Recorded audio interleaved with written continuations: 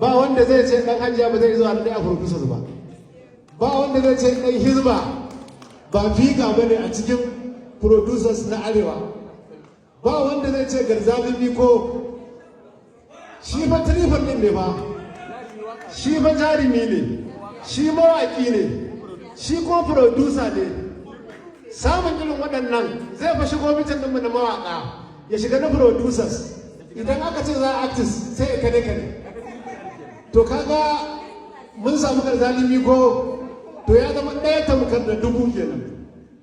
Ana yin Buhari a siyasa arewa ba a manta da shi, saboda mutum ne wanda idan ya kalli gabas to fa gabas ɗin ce, kuma a cikin jarumai matsakaita dan in aka kyale shi ma sai fada da tuje sai ya zo kuma tsaka tsakiya. Wallahi wani in ya fito a saurayi rigima ake da shi.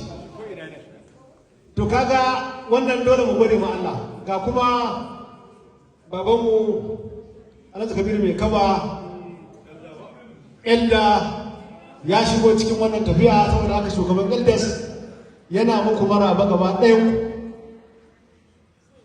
Bilal wallahi a ƙungiyar nan ina ga mutum biyu ne da aka yi maganar ka, ba zan farɗa yin ka ɗayan amma ne da aka yi maganar kan Bilal babu wanda bai ce a sa kama da wuri. Cewa ne ma a nemo ka sai aka ce ai kayan nemi kai magana da wani kai magana ce to me yasa muka bar shi karfe canza ra'ayi. Ce a'a ai shi ya ce ya ji maganganun namu na fahimta ne.